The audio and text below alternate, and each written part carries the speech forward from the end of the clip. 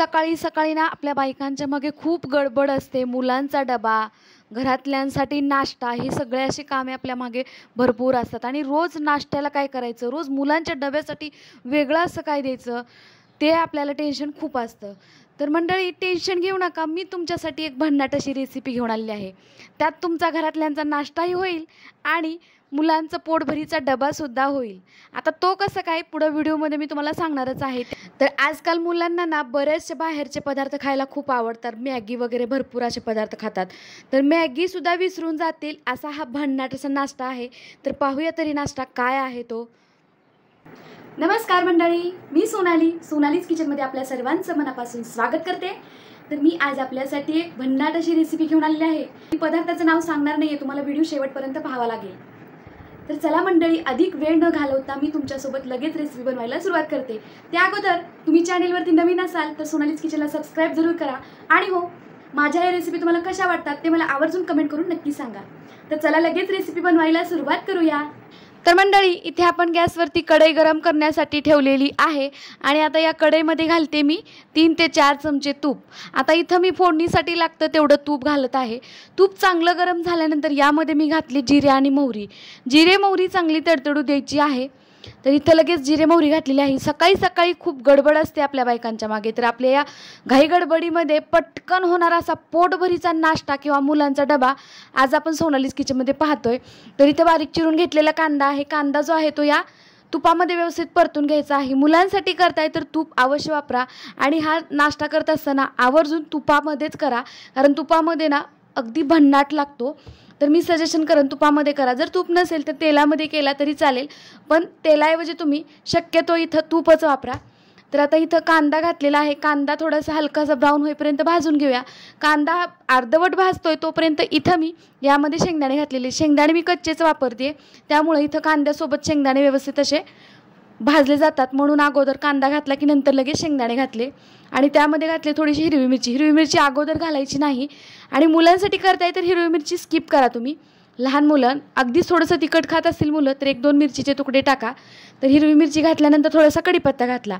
सुरुवातीला आपण कांदा घातला, कढीपत्ता मिरची अगोदर घालायची नाही. कारण काय होतं, कांदा भाजतोय तोपर्यंत कढीपत्ता आणि मिरची जास्त करपल्यासारखी होते, जास्त लालसर होते. त्यामुळे कांदा भाजून झाल्यानंतर अर्धवट भाजल्यानंतर वरून मिरची आणि कढीपत्ता घालायचा आहे. थोडंसं मीठ घातलं. मीठ घातल्यानंतर कांदा ब्राऊन होईपर्यंत सगळं हे साहित्य व्यवस्थित असं परतून घ्यायचं. तर इथे बघा आपला कांदा मस्त असा लालसर झालेला आहे, हलकासा गुलाबी कलर आलेला आहे. आता यामध्ये घातले मी हळद. तर इथं आपण या फोडणीमध्ये हळद घालणार आहे. तर थोडीशी हळद कमी पडलेली आहे, आणखी थोडीशी अर्धा चमचा मी इथं हळद घालते. आणि हळद घालून झाल्यानंतर हे सगळे हळद आहे ते सगळ्या फोडणीमध्ये व्यवस्थित मिक्स करून घेते. तर बघा इथे. तर मंडळी, माझ्या या तुम्हाला रेसिपी कशा वाटतात मला आवर्जून कमेंट करून सांगत जा. आणि हो, सोनालीज किचन अँड ब्लॉगवरती तुम्हाला ब्लॉग पाहायला आवडतील का ते सुद्धा मला कमेंट करून नक्की सांगा.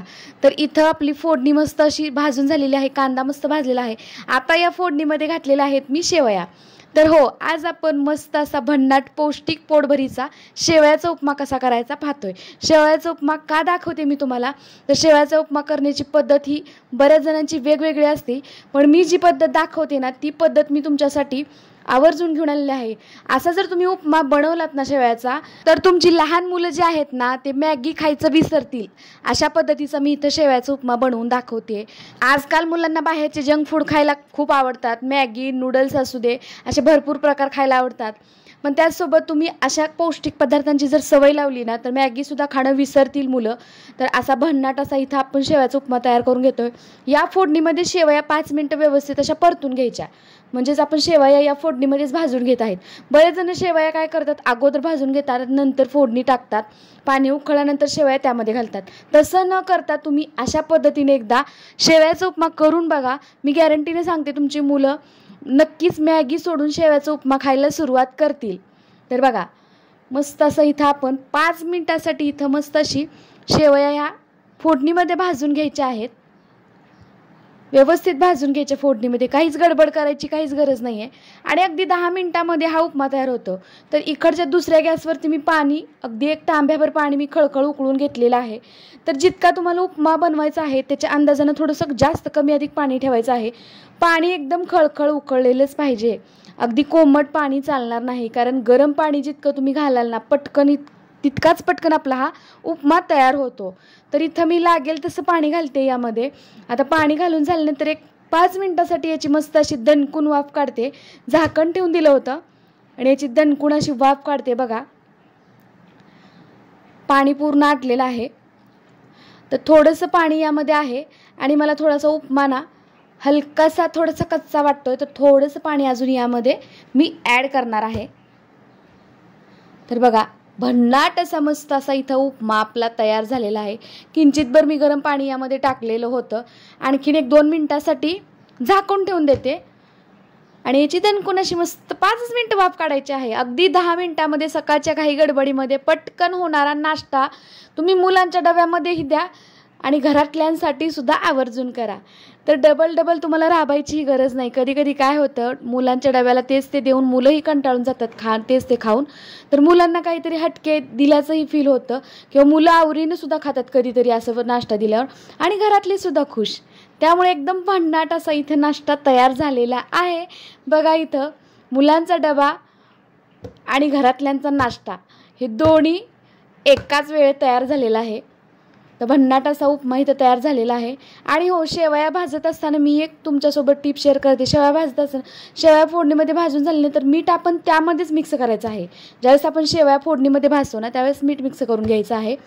तर इथं आपला उपमा तयार झालेला आहे. मुलांच्या डब्यामध्ये सुद्धा मी भरून दिला आणि इथं आम्ही नाश्त्यासाठी सुद्धा तयार करून घेतलेला आहे. आता मुलांच्या डब्यासाठी सुद्धा काहीतरी वेगळं दिलेलं सारखं वाटतं मुलांना आणि घरातल्यांना सुद्धा वाटतं तोच तो नाश्ता करून कंटाळा आलाय, तर असा नाश्ता सुद्धा तुम्ही घरातल्यांना खाऊ घालू शकता. काहीच अडचण नाही. भन्नाट असा नाश्ता आणि मुलांचा टिफिन तयार झालेला आहे. नक्की ट्राय करा आणि मुलांना सुद्धा अशा पौष्टिक खाण्याची सवय लावा.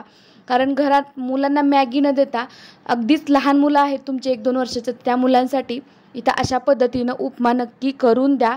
बघा तुम्ही अतिशय आवडीनं मुलं खातात आणि मॅगी न मागता असाच उपमा करून दे आई असंच म्हणतात. बघा आता तुम्ही विचार करत असाल मुलांच्या डब्यासाठी हा उपमा दिला तर थंड झाल्यावर हा चांगला लागणार नाही. नाही, तसं नाही. थंड झाल्यावर सुद्धा तो अगदी मस्त असा लागतो, अगदी भन्नाट लागतो आणि मुलं आवडीनं खाणार याची गॅरंटी आहे. तर नक्की तुम्ही अशा पौष्टिक नाश्त्याची मुलांना सवय लावा. तर एकाच पदार्थामध्ये घरातलेही खुश आणि मुलंही खुश आणि आपलाही वेळ वाचतो. तर कसा वाटला माझा पदार्थ, कसा वाटला हा नाश्त्याचा पोटभरीचा पदार्थ ते मला कमेंट करून नक्की सांगा. आणि हो, सोनालीज किचनवरती नवीन असाल तर चॅनलला सबस्क्राईब जरूर करा. माझे सगळ्या रेसिपीच्या नोटिफिकेशन तुम्हाला सगळ्यात अगोदर हवे असतील तर सोनालीज किचनच्या बेल आयकॉनला सुद्धा क्लिक करा, म्हणजे सगळ्या नोटिफिकेशन तुम्हाला माझ्या सगळ्यात अगोदर पोहोचतील. आणि हो मंडळी, सोनालीज किचनच्या फेसबुक पेजला आणि इंस्टाग्राम पेजला सुद्धा नक्की फॉलो करा. तिथं सुद्धा नवनवीन रेसिपी तुम्हाला पाहायला मिळतील. चला मंडळी, पुन्हा भेटूया अशाच एका पौष्टिक आणि हटके रेसिपीसोबत. तोपर्यंत मस्त खावा आणि मजेत राहावा. व्हिडिओ पाहिल्याबद्दल धन्यवाद.